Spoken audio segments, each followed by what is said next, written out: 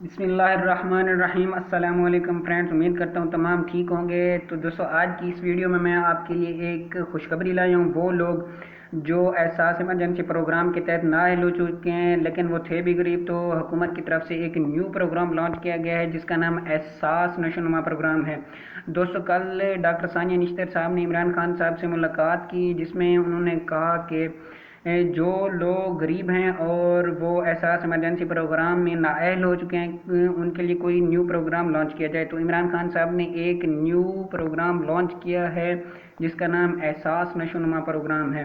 تو دوستو، آج اس ویڈیو کو آپ نے میری ویڈیو کو سکپ نہیں کرنا۔ میرے چینل کو ابھی تک آپ نے سبسکرائب نہیں کیا تو سبسکرائب کر دیں اور گھنٹی کے نشان کو پریس کر دیں اور آل پر کلک کر دیں تاکہ ہر انفارمیٹیو پہلے آپ تک پہنچے۔ دوستو، آج میں آپ کو بتاؤں گا کہ یہ کل کی prime minister of Imran Khan کے آفیشیل ٹویٹر اکاؤنٹ پر پوسٹ آئی ہے کہ وزیر اعظم عمران خان سے معاون خصوصی برائے سماجی تحفظ اور تخفیف غربت ڈاکٹر ثانیہ نشتر کی ملاقات۔